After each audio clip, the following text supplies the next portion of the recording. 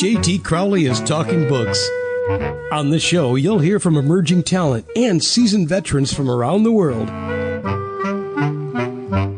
Hello, and welcome to Talking Books on Web Talk Radio. I'm JT Crowley, the host, and today I would like to invite Crystal Stewart from California in the United States of America to join me so that she can talk about her book, Extraordinary Experiences of an Everyday Woman.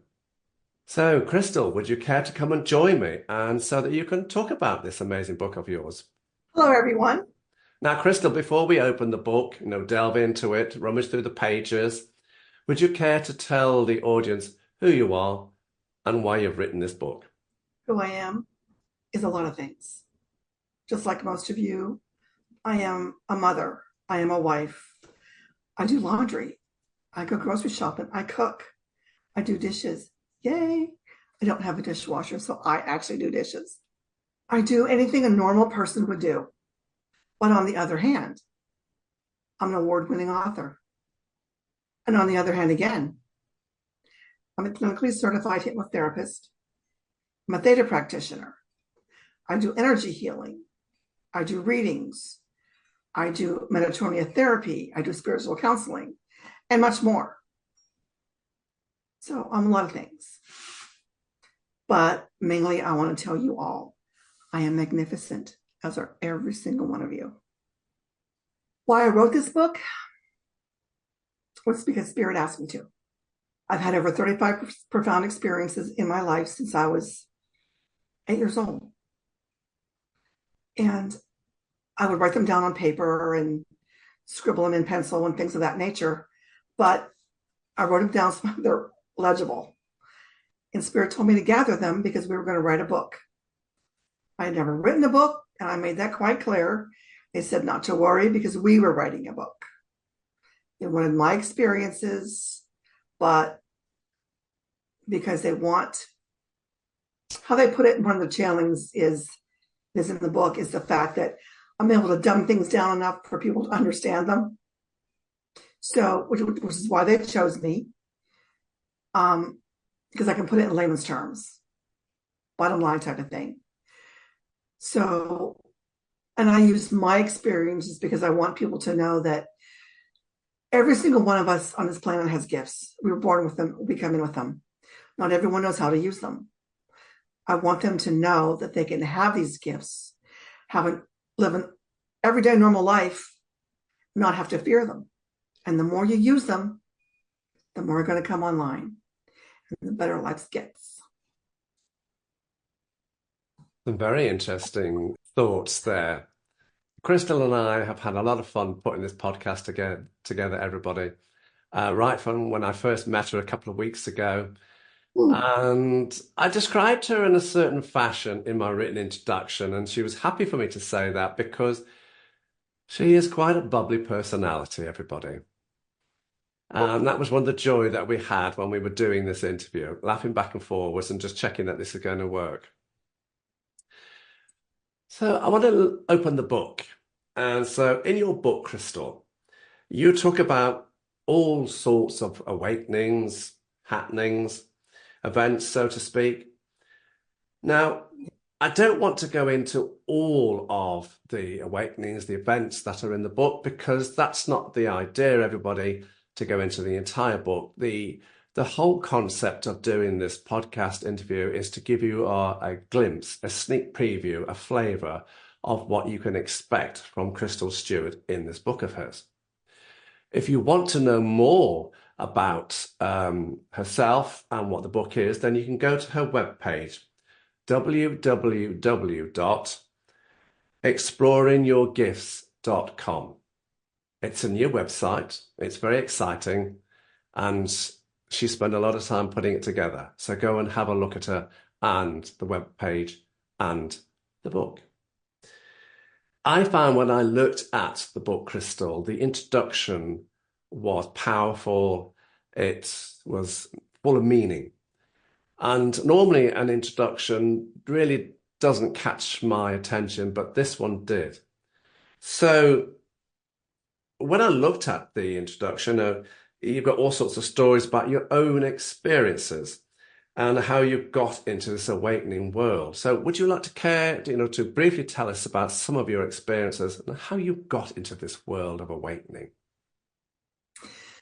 Well, I've had many. I've had ET experiences.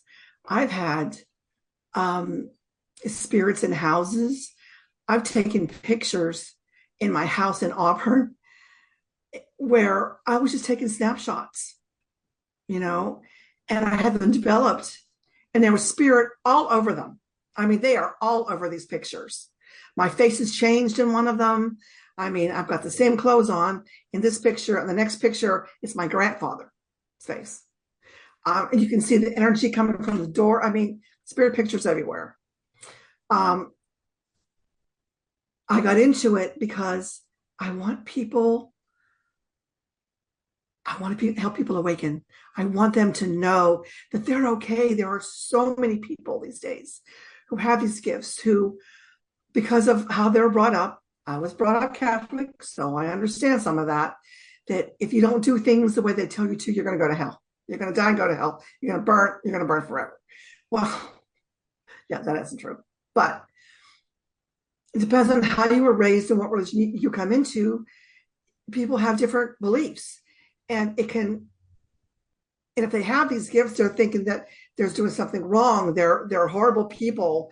They're devils. They're whatever. And they're not. They need to know that they're okay. There's nothing wrong with them. They're good people.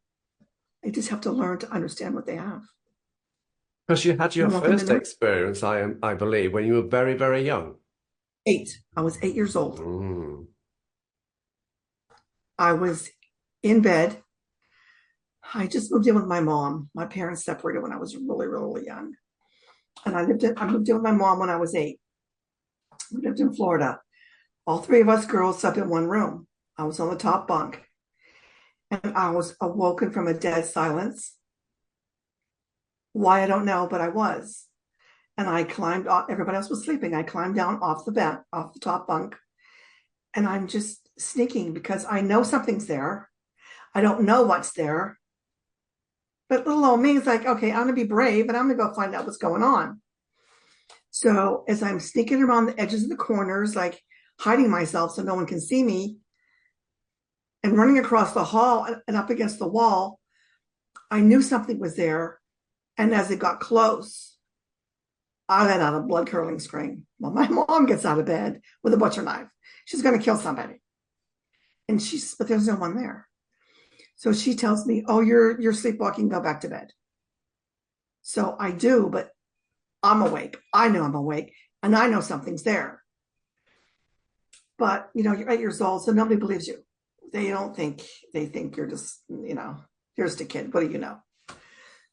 And she let it go. But later on, it was a day or two later, I think, really, when I thought about it and recreated in my mind, I saw what was there.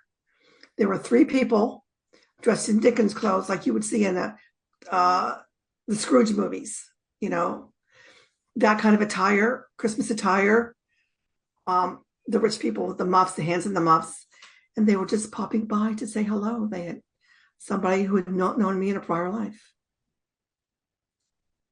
That's where it began. It is, everyone. That's where it began. So now, Yeah. I don't know whether I want to refer to these as chapters in the book or sections or events. It really doesn't matter. But we are going to go just to give you, as I said, a sample of what's in the book, everybody. So I'm going to go to the section under religion. Now, this is not a religious book, but this is just the heading of the section here. And so you say it's not a religious book and that you can be of any faith and still be on an awakening soul. You and your own family have had multi-faiths, beliefs and different viewpoints around awakening souls. Having explored several religious denominations, you have opted to follow your own path. Correct. You also say here that your experiences come from channeling, visions, hearing things, dreams, feeling the energy. Yes. So, what message, Crystal, are you conveying to the reader and the wider audience here? In the section of religion, Yeah. okay, that as your gifts come online, I want them to know that um, you're gonna. Some people feel things. It depends on how they actually receive their energy. Okay, I've been doing this a long time, so I have a lot of those gifts. But when you're first starting out, some people feel, some people know, some people hear, some people see. You generally always have two to start with, a major and a minor. But when you first start out, you'll have a couple. And the more you do it and the more you come online, the more you'll get. But you'll have to delve into that and find out which ones you are. Okay.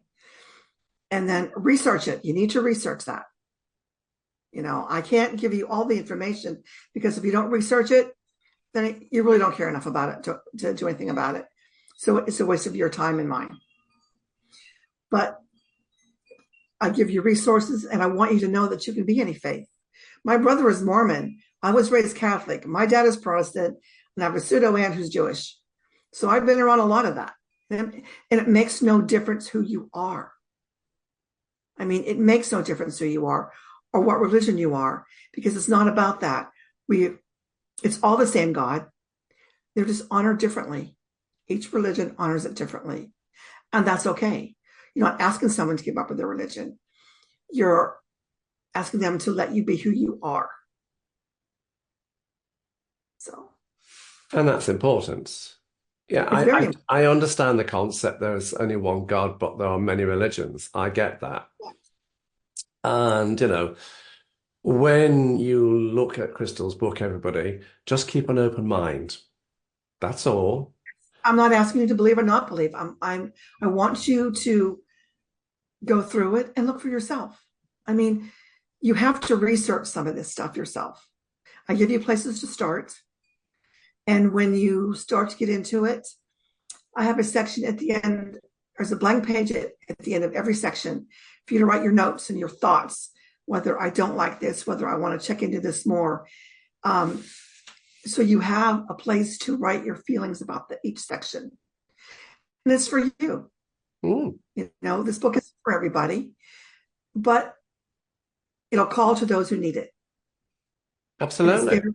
Yeah, It's going to be absolutely. exactly. And it's there to help those that need it. Or it may not be for you as you get into it, but you may know someone it does. Pass it on. That's what it's for, to help everyone who needs it. Yeah. Now, there is a, part of the book, a section, an event, a chapter, dreams. Ah, Dreams, Crystal. Talk to me about the dreams you mention in the book, and what's the significance of these dreams you've had? Your sister, Metrotronia therapy. Enlighten us here, Crystal. okay. My sister had passed, maybe 2 weeks before. And I was in the refrigerator. Oh, that's the channeling. Okay. The visions. We're talking about dreams now. All right. We're talking about dreams. Yeah. There was a dream with both of my sisters and my dog and I. Well, my dog was in the present, the dog I had in the present, but my sisters had both passed. And in that dream, we were talking to a woman about how to get home. We were in a hotel room. How I got there, I have no idea. So she told us how to get home, and we started out to get home. We got in a car and we took off and left my dog behind. So we had to stop because the dog's running behind the car. So we pick up the dog and we keep going. And all of a sudden, we're not there. We're not in the car anymore. We're on this road and we're walking.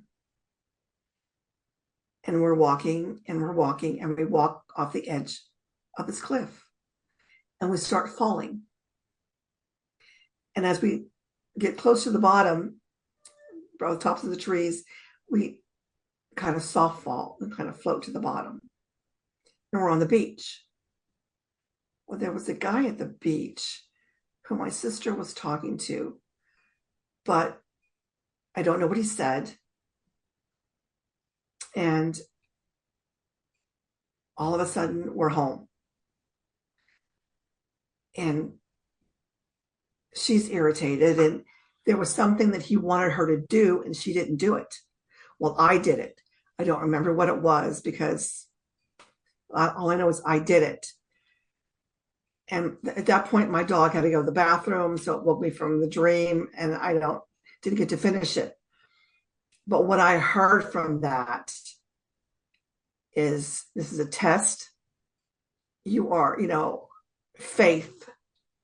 Walking off the edge of the road was faith. Have faith and trust. And that's, I wrote that in the book, and that was one thing. I've had so many dreams. What is metatronia therapy? Metatronia therapy. Okay, Danny, I refer to him in that section as well, or in the dreams as well. Metatron comes in like an orange or red color. And I was learning metatronia therapy. Okay, so like I said earlier, it's a combination of energy healing and Reiki and color therapy. So when you're working with your client, towards the end, Metatron generally comes in through me in a vessel, and generally gives some sort of a message to the client itself. I don't remember the messages, because anything I'm not supposed to remember, I don't retain. So it's like, if I have a channeling and Jesus is telling me to tell this to a person who I'm with, or whoever I'm with, it's not for me, so I won't remember what it says, but that's generally what Metatron therapy is. It comes through, I work through Metatron. Fascinating. It is. Absolutely fascinating. Color therapy. Now, let's go to visions. So we've done religion, we've done dreams. Let's go to visions. Now, you say you've had visions in different places at different times, and you say that you do not always know that's what they mean.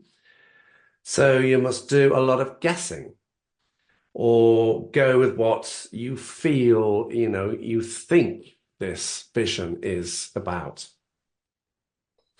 And you say you're usually right. Once you've analyzed this vision and you've put your own thought process into it, you say you're usually right. Well, a lot of times I will go, I didn't mean to interrupt you. No, I'll ask Spirit, this is what I'm getting out of this. This is what it feels like to me. And they'll either say, trust your intuition, or what do you think? Or if I'm a little off base, they'll correct that. But I'm not usually. So you mention in this part of the book your Aunt Louise. My Aunt Louise, yeah. Your Aunt Louise, yeah. Why? Okay. Why? Okay. My Aunt Louise had passed. My Aunt Louise and my mom, okay, of course, we're sisters.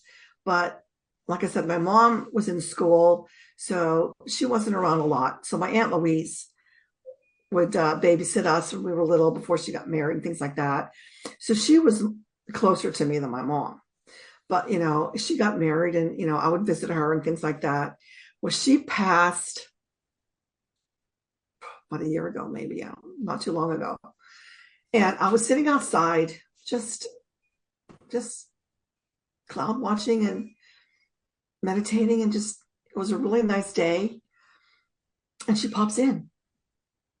I mean, I could see her face is clear. Anybody who knew her would know that. And she just said, I love you. Isn't that nice? Yes. And she looked a little younger. And then she was gone, and she smiled, and she was gone. And to me, that was her way of saying goodbye. I recognize you. I'm gone. And that was cool. So this is an I thought it was, important part of your book, isn't it? what the people that passed. Yeah. Visions. When my my sister passed,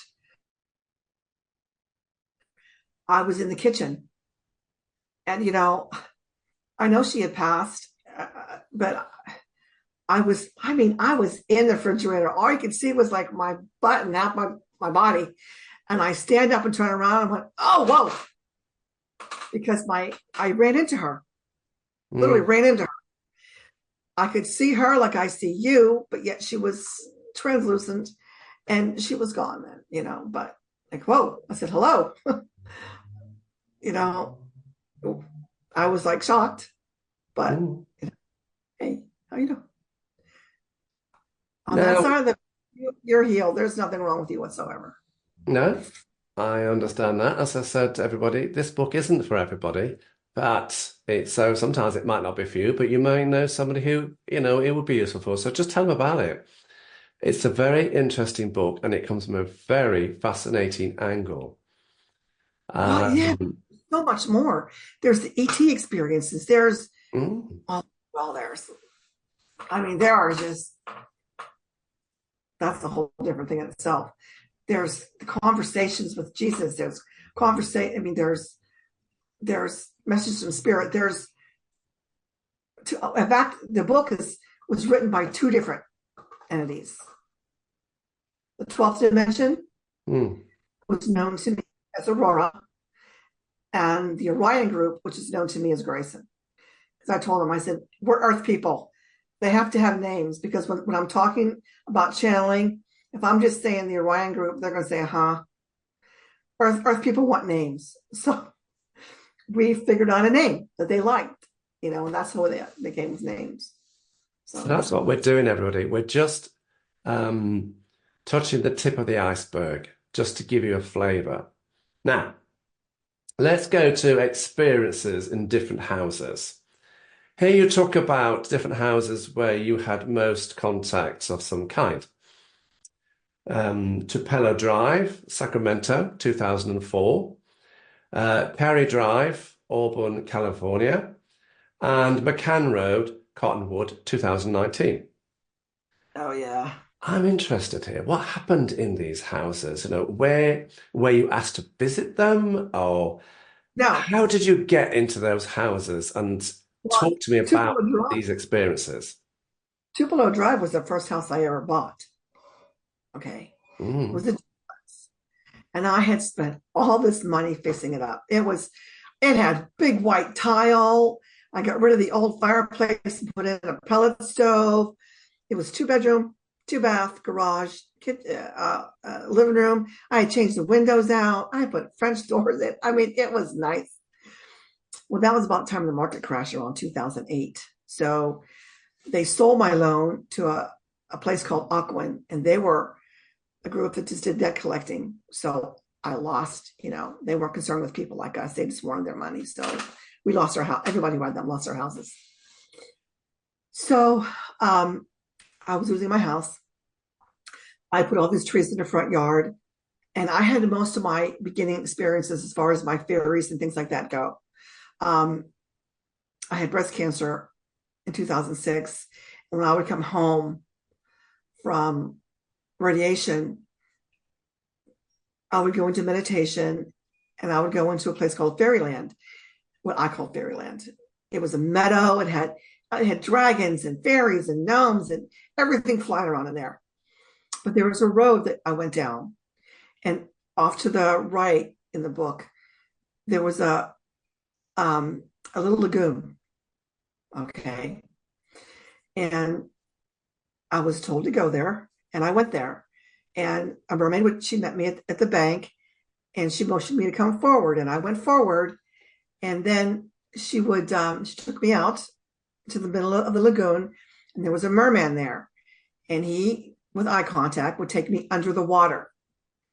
He mentioned, he motioned, and through telepathy, kind of let me know what was going to go on. They took me under the water, and he would swim with me, and he would, it didn't occur to me I couldn't breathe underwater. Okay. So, But I just kept eye contact with him. Then turned me on my back and he swam around me and he swam me around. And when he was done, he brought me back to the surface. And she came and got me. And I got out and I returned home. And what Spirit had told me later is what the merman was doing by all the floating and all the water was getting rid of all the excess radiation in my body that my body did not need. So every time I came home from radiation therapy, I would go there.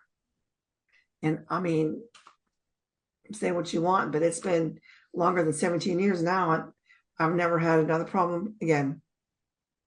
So, and I mean, I believe that I would watch candles and watch the flame. They would show me pictures. I would walk down the streets over there. They would come and hold my hand. Bears would come and hold my hand. But before I left that house, they asked me to sit by the window. So I moved my chair by the window. Why, I don't know. I just did what they asked. And I sat by the window and I was waiting for someone to, I guess, either come by or something. But I just sat there and it was like, all of a sudden it got really, really, really, it was really, really high. And I got really anxious and really nervous because at that time my energy level wasn't that high, but they have a very, very high vibration. And I'm going to stick my head in here because I'm going to show you what they did. But this fairy walked by the window and he stuck his face in there. His eyes got real big. And I'm like, and I just jumped back. I could only see from his chest up. He had short, dark hair, but he looked translucent, but not because I could see him. And I was very grateful and very thankful that they showed themselves to me. They didn't have to. These experiences, these visions, these dreams, over the years that you've had, do you cherish them? Very much so. Very much so. The first time I ever saw a Pleiadian was when my husband and I had an argument and we had a big rift about the dogs at 3 a.m. And I just said, just leave my space. Just leave, just go sleep on the couch. Just leave my space and, calm down. So he did. And I was a little bit, excited, but I'm laying there trying to meditate and I see a Pleiadian. First time ever a Pleiadian comes in and he's talking to me. Now, Pleiadians talk in sound language and they have dual tongues. So their inflection is, it's very, very, very strange. I could hear him very faintly. I could hear the inflection and I could hear the sound, but I didn't understand what it was because he's talking Pleiadian. So I said, I can hear you, but I don't understand what you're saying. So he paused a minute and he talked again. And then I heard the words in English. It's okay, dear one. You're going to be just fine. Don't worry. Everything's going to be just fine. Well, I was more concerned and more thrilled that I actually talked to a Pleiadian. See, now you talked about the Pleiadian coming in. Now that's really more in the channeling probably section. That's where that is, everybody. Now, this is this part of the book into channeling. You put an awful lot of the book, a fair portion of the book is talking around channeling. So yes, you mentioned the Pleiadian coming in, but I want to go to concentrate just on channeling. What is channeling in your world, in Awakening Souls, and what can the audience, the listeners, the readers get from channeling in this part of your book? It's a big part of your book. It is. Channeling is where I get messages from beyond. Okay. messages from spirit, but you also have to be careful when you get them where they're not coming from ego. Ego can be, if you don't feel a lot of love behind what you're getting, if it's all about you and goody two shoe stuff, and that's more self-centered stuff, that's not coming from channeling. When you're getting channeling information, you're getting information that's helpful to you, that's knowledgeable to you, things that to help to guide you. But not self-serving. I don't know how to. I know I can explain that better if I thought about it some more, but because ego is all about, what can I do for me? This is just for me. Mm-hmm. So things like that, that's more ego than channeling. But I get them from everyone, and if I'm not sure who I'm talking to, I will ask. And they'll tell me where they're coming from. I get messages from people or entities not in this galaxy. Like I don't believe the 12th dimension that I get is even from this galaxy. I believe they're from the planet Zeno, which is not in this galaxy. And I never asked which galaxy they were in because it's still irrelevant to me. There's a group I channeled from that's called Drusel. They're water people, but not. They're more like, I guess, more on the,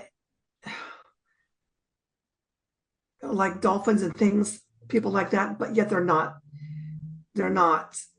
animals. So I'm not really sure what they are, but that's how they explain it. They're like that, but they're not. So maybe think I won't handle that too well right now. So they didn't really go into detail on that. But I've had messages from them. I've had messages from, I've had Jesus. I've had messages from God. I've talked to a lot of different people. You enjoy talking to them? I do. And they've let me know that because of who I am, I don't have to necessarily sit, because I used to just sit and meditate and wait. It took me a long time to be able to clear my mind, just to be able to be okay with nothing, not hearing anything, just being in the zone, And when you're kind of in that zone, sometimes the third eye kicks in and you see pictures. Okay. Sometimes it's helpful and sometimes it's not. But I always kind of smile because they're, take note of what I'm seeing, write it down, because it could be for future reference. Do you find these experiences and these, conversations endearing, fascinating? Most definitely. Because you have a section in the book on the conversations. What's that about? Okay. Conversations. Most of that section is conversations with Jesus. And which people will call the Green Light book. Oh yeah, no, well, that's how it started. I had did a seminar with Matthew McConaughey, and he talked about his book Green Light. So I thought, well, okay, I'm going to go on Audible and I'm going to get it. Okay, I get one free book a month. I'm going to do that. So I ordered Audible. I ordered Green Light's book, and I go to read it, and it's not there. The book that's there was called The True Story of Jesus and His Wife Mary Magdalene, okay, by David Young. I thought, well, I didn't order this book. And I thought about it for a minute. I thought, okay, well, somebody wants me to read this book. So I read that book first. and then in pop the other one. But and it was very interesting. Well, as I was reading this book or listening to this book, Jesus pops in. I paused the book and I said, "You wanted me to read this book or listen to this book. Why?" He just said to me, "I'll tell you, but not right now." And he kissed me on the forehead and he left. I said, okay, whatever. So I just continued with the book. And it talks about his life, how they took him off the cross, and when he was supposed to have risen from the dead, they just took him out. Mary and a Roman soldier took him out, and they took him to France. They had to bury him in the middle of a cart. So when the Roman soldiers came by and stuck their swords in, he wouldn't get stabbed. And they took him to France. His mother raised his 3 kids that he had. They had to leave behind. And they lived in a cave in France, him and Mary. They had one more child named Sarah. And Jesus died in the 70s, and Mary died in her 50s. Because of his holes in his hands, they said that he had a hard time holding the reins of the carts. When they would hold the carts, he couldn't do that very well. And he didn't walk very well because of his feet. But yeah, so. Very interesting. There's more to that story. And I always knew that he wasn't, being Catholic, they showed him as blonde and things like that. Well, I know he's Israeli. I mean, So I told him one day that I wanted to see him as he really was, what he really looked like. So it wasn't too long after that. I am flipping through Facebook, and there's this thing on a cane, and she's a 9-year-old girl who draws pictures of Jesus. So, because I've been looking for pictures of Jesus. So I looked her up, and I found her information, and I looked at it, and I looked at the pictures that she did of Jesus when he was 9 years old. And then I saw the picture. I knew that was him. So, and it was like maybe a month later, I was in a bargain store, and I found the book that her mother had written, all of her poetry, all of her pictures and everything I have. And I bought it. I kept it here. So, I mean, but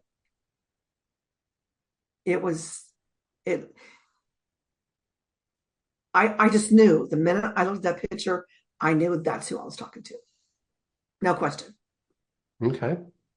Interesting. Now, finally, Crystal, things spirits want us to know. What are they? Well, I don't want to go through all of them because they're in the book. If you want to read the book. However, I did meditate this morning and ask Spirit to give me some that weren't in the book. So for the readers out there or the listeners out there, I have 5 new ones that are not in the book. There are 15 that are. And the first one they gave me was trust your intuition. Don't let others tell you how to feel or what you should do. Trust yourself. The second one was you are so blessed.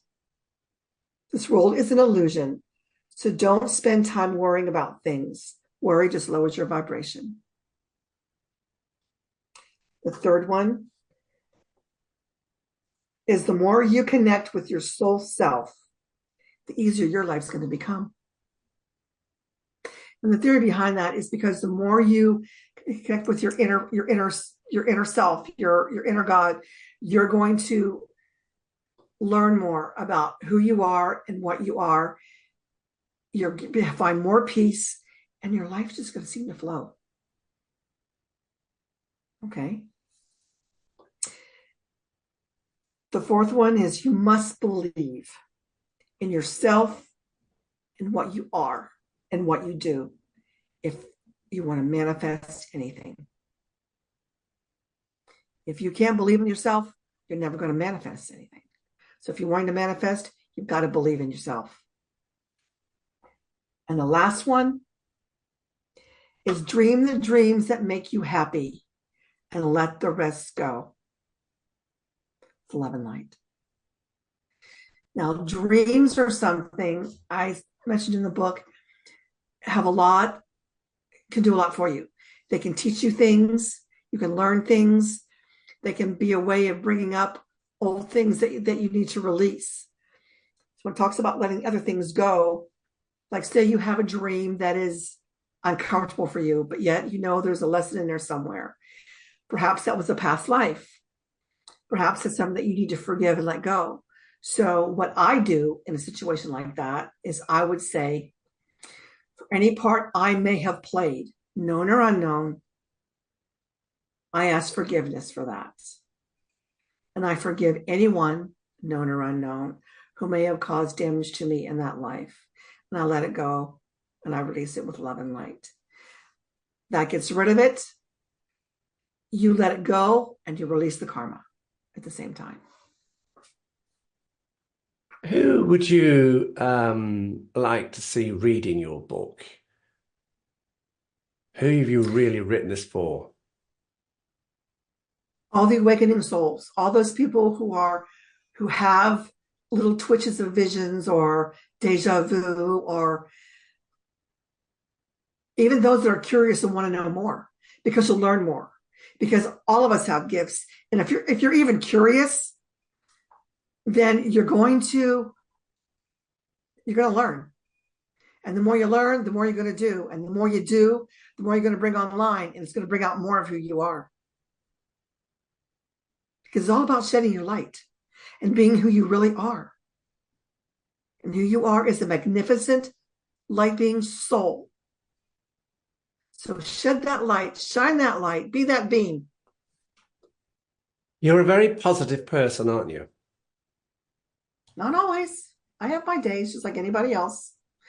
I have to stop and say, no, we're not doing this today. Interesting. You're going to be happy because I decided I'm going to be happy. And that's all there is to that. Where can people get your book from? And do you intend writing another book? Yes, I am writing another book. The current title is called The Magnificence of You, but I don't know if I'll keep that title. Some chapters are going to be on healing. I'll probably have more of these spiritual things in there, more messages from spirit. But I'm gonna delve away a little bit. I'm gonna be doing more explaining on more things. I mean, I wanted to touch base on a couple of different aspects so people could understand. I didn't go into a lot of detail on anything because I want them just to understand some basics. You know, you have to research, you have to look into it. I gave some resources at the end of the book for them to check into. But also another good resource is Mind Valley. Does a lot of I think they do podcasts or master classes and things like that too that people can take. Sometimes some of them are free and things like that, but you learn things that way as well. The Next Level Soul is another good one. That's a podcast, but he brings on other people too, from all different things, just like you do, different kinds of people. Cryon. If you can get into Cryon, you'll learn so much there. If you've never seen one of his sessions, I would save the money and I would go. You'll never be the same. Wow. Yeah. And of course, you can get your book from Amazon and you can go to Amazon your publishers. Walmart has it. Of course, it's always online. They're not in the stores physically, but Ex Libre has it. My publisher has it, which is Ex Libre. Walmart has it. Barnes & Noble has it. I think you can get them on some of the other bookstores too. I mean, I think everybody will take. I think Goodreads has it. But go to your webpage. Yeah. That's the most important. Oh, my webpage. Go to her webpage, Yes. everybody. Yes. Which You is can in go the to my webpage. Yes. Yes. Exploringyourgifts.com. Exploringyourgifts.com. And buy it from there. Yeah. You know. And if you can't remember that, then just go to the written introduction that accompanies this podcast, everybody. Well, And there Crystal Stewart, Yes, All one right. other thing. There's a section, I think, under contacts on the last page. I think it's the last page of my website. It has a thing for messages and things like that. So if you have a question or something like that, you can type that in there and send that off, and you'll get some information. There you go. Crystal Stewart, it's been a wonderful experience chatting to you over the last few weeks and putting this podcast together. And I wish you every luck with your book.